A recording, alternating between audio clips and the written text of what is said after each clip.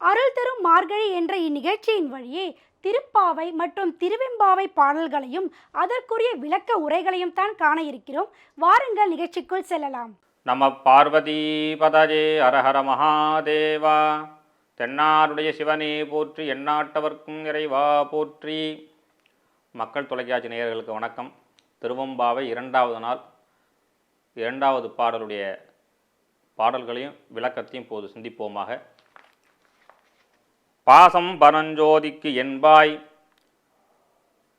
இராப்பகல் நாம் பேசும்போது எப்போது இப்போது ஆர் அமளிக்கே, நேசமும் வைத்தனையோ நேரிழையாய் நேரிழையீர் சீசி, இவையும் சிலவோ விளையாடி, ஏசும் இடமேதோ விண்ணோர்கள் ஏத்துதற்கு, கூசும் மலர்பாதம் தந்தருள வந்தருளும் தேசன் சிவலோகன் தில்லை சிற்றம்பலத்துர் ஈசனார்க்கு, அன்புமார் யாரோ லேரோலிம்பாவாய். இப்பொழுது இந்த பாடலுக்கு உண்டான விளக்கத்தை பார்ப்போம். ஜோதி வடிவாக இருக்கக்கூடிய அண்ணாமலையாரை பற்றி பகல் ஃபுல்லாக பெருமையாக பேசுகிறியம்மா, அவர் மேலே அளவு கடந்த அன்பு பக்தி இதெல்லாம் நான் வச்சுட்டுருக்குன்னு பகல்லலாம் பேசுகிறியே, இப்போ நான் காலம்பரை எந்திரிச்சா எந்திரிக்க மாட்டேங்கிறியே, அந்த அன்பையும் அந்த பாசத்தையும் உன்னுடைய படுக்கை மீது உன்னுடைய உறக்கத்தின் மீது வைத்துட்டியா அப்படின்னு அந்த தோழி எழுப்புறாங்க. உள்ளே இருக்கிற அந்த பொண்ணு அந்த தோழி சொல்கிறாங்க, சீச்சி இது என்ன விளையாட்டு, இது என்ன கேலி கூத்தா இருக்குது, நீங்கள்லாம் ரொம்ப ஆழ்ந்த பக்தியில் இருக்கக்கூடியவர்கள், நான் இப்போ தான் இந்த பக்திக்கு வந்துட்டுருக்கேன், ஒரு நாள் கொஞ்சம் கண் அயர்ந்து தூங்கிட்டேன், இதெல்லாம் அப்படி கேள்வி பேசலாமா கிண்டல் பண்ணலாமா அப்படின்னு உள்ளே இருக்கிற பொண்ணு சொல்கிறா. அதுக்கு வெளில இருக்கிற தோழி, அப்படிலாம் கிடையாது, சிவபெருமானுடைய சிந்தனை அவருடைய அழகு இதெல்லாம் தரிசனம் பண்ணுறதுக்காக தான் நாம் எல்லாரும் ஒன்று சேர்ந்து போகணும் தான் ஒன்று எழுப்பின்னு இருக்கேன். ஏன் அப்படின்னா சிவலோகத்தில் சிவபவனி கிடையாது, அதாவது தேவர்கள்லாம் இருக்கணும்னா சிவபவனி கிடையாது. சிவபவனின்னு என்னென்னு கேட்டாக்கா வீதி வலம். இப்போ நம்ம சுவாமி கோயிலில் திருவிழா பண்ணுறோம், திருக்கல்யாணம் பண்ணுறோம், கும்பாபிஷேகம் பண்ணுறோம்னா எந்த நிகழ்ச்சியாக இருந்தாலும் சுவாமி புறப்பாடாகி வீதி வலம் வரும், நகர் வலம் வரும். 10 நாள் பிரம்மோற்சவம் நடக்கிறது. அதெல்லாம் யார் பார்க்க சுவாமி வராருன்னா, சுவாமி அந்த கோவிலிருந்து அனைத்து விதமான ஜீவராசிகளையும் பார்ப்பதற்காக வீதிக்கு வரார். மக்களாகிய பக்தராக நம்மளை பார்க்குறதுக்கு வீதிக்கு வரார். ஆனால் சிவலோகத்தில் தேவர் இருக்கிற இடத்துல அந்த மாதிரியான சிவபவனி கிடையாது, தேர்வலம் கிடையாது. அப்போ அவள் என்ன செய்யணும்னா அருந்தவம் செய்யணுமா. தேவர்கள்லாம் சுவாமியை பார்க்குறதுக்கு ஜபம் பண்ணிகிட்டே இருக்கா, சுவாமியை பார்க்குறதுக்கு அவளை பிரம்ம பிரயத்தனப்படுறா,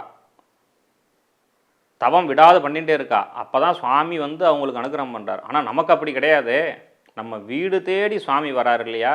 அப்பேற்பட்ட ஒரு பரமாத்மாவை பார்க்குறதுக்கு நாம் எந்திரிச்சு ரெடியாக இருக்க வேண்டாமா, தயாராக இருக்க வேண்டாமா, நீ இப்படி தூங்கிகிட்டே இருக்கியே அப்படிங்கிறா. இது மாணிக்கவாசகருடைய தமிழை பாருங்க, அவசியம் இந்த தமிழை எல்லாரும் படிக்கணும். தமிழை இதெல்லாம் பசங்களுக்கு எவ்வளவுக்கு எவ்வளவு சொல்லி கொடுக்குறீங்களோ தமிழ் வளரும். தமிழை வளர்க்கணும்னா இந்த மாதிரியான தேவார திருவாஜ பதியங்கள்லாம் பாடணும். எப்பேற்பட்ட ஒரு அற்புதமான ஒரு வரி சேர்த்துருக்காரு பாருங்க. உண்மைதானே அது? சிவபவனி, தேர்வீதி, பிரம்மோற்சவம் இதெல்லாம் சிவலோகத்தில் உண்டானா கிடையாது.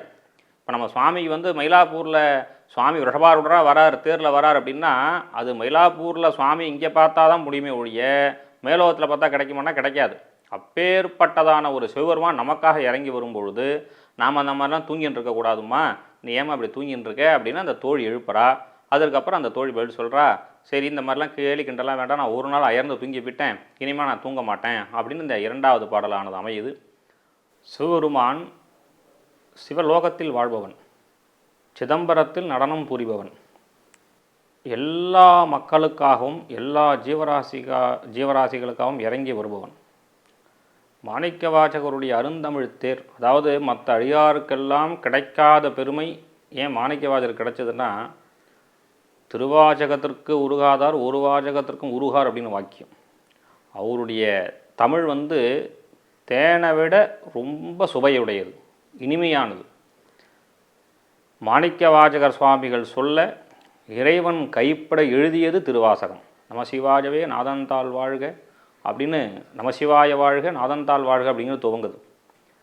நமசிவாயவே ஞானமும் கல்வியும், நமசிவாயவே நானறிவிச்சையும், நமசிவாயவே நானவென்று ஏத்துமே, நமசிவாயவே நல்வழி காட்டுமே அப்படிங்கிறார் திருமூலர். அந்த நமசிவாய அப்படிங்கிறத பஞ்சாட்சரம் இருக்க உலகத்தில் உள்ள எல்லா மந்திரத்திற்கும் முதலாக உடையது. நமசிவாய நமசிவாய நமசிவான்னு யாரெல்லாம் ஒரு நாளைக்கு ஜபம் பண்ணிகிட்டே இருக்காளோ, தவம் பண்ணிகிட்டே இருக்காளோ, சிவபெருமானுடைய அருள் பரிபூர்ணமாக கிடைக்கும். அதனால தான் மாணிக்கவாசக சுவாமி திருவாசகத்தை வந்து நமசிவாய வாழ்க நாதந்தாள் வாழ்கன்னு பஞ்சாட்சரத்தோடு தொடங்குறார். ஏற்பட்டதான ஒரு மகா மந்திரம் அந்த நமசிவாய மந்திரம், பஞ்சாட்சர மந்திரம். மாணிக்கவாசகருடைய பெருமையை சொல்லிண்டே போகலாம். இந்த மார்கழி மாத காலத்தில் தான் அவர் வந்து திருவண்ணாமலையில் தங்குறார். அப்போ அப்படி பார்க்குறாராம். அப்போ இந்த கன்னி பெண்கள்லாம் ஒவ்வொருத்தராக போய், கன்னி பெண்லாம் இந்த கல்யாணம் ஆகாத ஒரு பருவம், அவங்க கல்யாணத்துக்கு தயாராக இருப்பாங்க, ஒரு விளையாட்டு பொண்ணாக இருப்பாங்க எல்லாருமே. அவங்க இந்த நேரத்தில் ஒவ்வொரு வீடாக சென்று ஒவ்வொரு பெண்களாக எழுப்பி அவங்களுடைய தோழின்னா இப்போ பாதி பேருக்கு தெரியாது, ஆனால் தமிழ் இன்னும் நம்ம வளர்த்துட்டு இருக்கோம், ஃப்ரெண்ட்ஸ், இங்கிலீஷில் சொல்கிறதா இருந்தால் அவங்களுக்கு புரிகிற மாதிரி சொல்லணும்னா ஃப்ரெண்ட்ஸ். அவங்கெல்லாம் ஒவ்வொரு ஃப்ரெண்ட்ஸாக போய் எழுப்புறா. அவங்க தோழியெல்லாம் போய், அம்மா எந்திரிமா, நம்மலாம் கோயிலுக்கு போகணும், தூங்கின்னு இருக்கியே, வா குழி அப்படிங்கிறாங்க. இதெல்லாம் பார்க்குறாரு போட்டிருக்கு திரு மாணிக்கவாசக சுவாமி. இப்பேற்பட்ட கற்பனை பாருங்கள் அவருக்கு. அப்படி பார்த்து இந்த திருவெம்பாவை பாடுறது அப்படிங்கிறது சைவ மரபு. அவெல்லாம் யாருன்னு கேட்டாக்கா, பலவிகரணி, பலப்பிரமதனி, சர்வபூதமணி, மனோன்மணி, வாமை, ஜேஷ்டை, ரௌத்ரி, காளி, இவா தான் அந்த மாதிரியான தொழிலாக இருக்கிறது அப்படிங்கிறது நம்மளுடைய சைவம். பேர்பட்டதான ஒரு நிகழ்ச்சி. இதை பற்றிலாம் நம்ம மக்களுக்கு தெரியப்படுத்தாமல் எல்லாத்தையும் நம்ம வந்து பொருளாதாரமாக லௌகீகமாக சிந்தித்தோம்னு சொன்னாக்கா நமக்கு மன நிம்மதி கிடைக்காது. நமக்கு வாழ்க்கையில் மன நிம்மதி வேணும் அப்படின்னா இந்த மாதிரியான தேவார திருவாச பாசுரங்களை நிறைய பாடணும். பாட முடியலையா, இதை மாதிரியான தொலைக்காட்சி வாயிலாக கேட்கணும். ஏன்னா இப்போ எல்லாரும் கேட்க முடியறதில்ல, படிக்க முடியறதில்ல, காலங்கள் வேகமாக போயின்னு இருக்கு. இப்போ நம்ம கையில் செல்ஃபோன்னு ஒரு பெரிய கருவி ஒன்று இருக்குது. அந்த கருவி கையில் இருக்கிறதுனால இன்றைக்கி எங்கே போனாலும் இதை நம்ம பார்த்துக்க முடியுது. நம்ம ட்ரெயினில் போயிட்டே இருக்கீங்க, பஸ்ஸில் போயிட்டே இருக்கீங்க, ஃப்ளைட்டில் போயிட்டே இருக்கீங்கன்னா கூட இன்றைக்கி வந்து இந்த நம்ம மக்கள் தொலைக்காட்சியில் வந்து இன்றைக்கி 2வது நாள் ஆகிட்டுருக்கே, 3 நாள் ஆகிட்டுருக்கே, ஒவ்வொரு நாளைக்கு அவங்க ஒரு பாட்டு போடுவாங்களே, நாம் வந்து கேட்க முடியாதுன்னு நினைக்க வேண்டாம். ஏன்னா கையில் ஃபோன் இருக்கே, பார்த்துக்கலாம். முன்ன அப்படி கிடையாது. வீட்டில் டிவி இருக்கும், டிவி அந்த நேரத்தில் போனால் மட்டும்தான் பார்க்க முடியும். அப்போ இந்த மாதிரியான விஷயங்களையாச்சும் படிக்க முடியலையா, தயவு செய்து ஒரு நேரம் ஒதுக்கி நீங்கள் எங்கே சொன்னாலும் இந்த விஷயத்தெல்லாம் கேட்கணும். கேட்டு எல்லார்ட்டையும் போய் சொல்லணும். நம்மளுடைய முன்னோர்களுடைய தமிழை பாருங்கள், அவங்களுடைய தமிழுடைய அழகை பாருங்கள் அப்படின்னு நம்ம எல்லாருக்கும் சொன்னாதான் தமிழானது வளரும். வடமொழியும் தென் தமிழும் மறைகள் 4 ஆனவன்கான் அப்படிங்கிறார் சிவபெருமானுக்கு. வந்து வடமொழினா ஏதோ வடநாட்டிலேருந்து வந்தது அப்படின்னு நினச்சிக்கிறாங்க. அது மிகப்பெரிய தவறு. வட அப்படின்னா ஆல மரத்துக்கு பேர் வடவிருட்சம்னு பேர். தட்சிணாமூர்த்தி வந்து அந்த வடவிருட்சம்னு சொல்லக்கூடிய ஆலமரத்துக்கு கீழே இருந்து சனகாதி முனிவர்களுக்கு இந்த ஆகமத்தை உபதேசம் பண்ணதுனால அதுக்கு வடமொழி அப்படின்னு பேர். தென் தமிழ், அதாவது பாணினிங்கிற முனிவருக்கு சிவபெருமான் வந்து வடமொழியும் அகத்தியருக்கு தமிழையும் கொடுத்தார். அதனால தான் வடமொழியும் தென் தமிழும் மறைகள் 4 ஆனவன்கான் அப்படின்னு சுவாமியால் பாடுறான். மறைகள்னால் வேதம்னு பேர். வடமொழி, தமிழ், வேதம் எல்லாம் சிவபெருமான் தான். சிவபெருமானுக்கு மொழி பேதம் கிடையாது. ஆகமத்தை சிறப்பு நூலாக நாம் வழிபடணும். ஆகமத்தை சிறப்பு நூலாக வழிபடணும். வேதத்தை பொது நூலாக வழிபடணும். தேவார திருவாசகங்களை பாராயண நூலாக வழிபடணும். தேவார திருவாசகங்களை வைத்து நம்ம கும்பாபிஷேகம் கணபதி ஹோமம் செய்ய முடியாது. ஆனால் தேவார திருவாசகத்தை பாடிண்டு வீட்டில் உள்ள சுவாமிக்கு அபிஷேகம் பண்ணலாம். ஆகமங்களை வைத்துட்டு தான் நம்ம கும்பாபிஷேகம் செய்யணும்.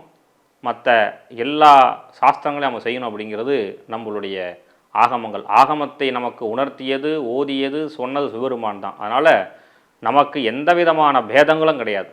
நமக்கு வந்து எல்லாரும் சமந்தான். பிறப்போக்கும் எல்லா உயிர்க்கும் சிறப்பொவ்வா செய்தொழில் வேற்றுமையானுங்கிறார் திருவள்ளுவர். எல்லாரும் பிறப்பினால் சமந்தான். ஆகவே நாம் எப்பொழுதும் ஒற்றுமையாக மகிழ்ச்சியாக வாழ்ந்து இந்த மார்கழி மாதத்தை கொண்டாடி சிவருமானுடைய பரிபூரணமான தெருளை பெற்றுள்ளோமாறு கேட்டுக்கொள்கிறோம். நம்ம பார்வதி பதஜே அரஹர மகாதேவா.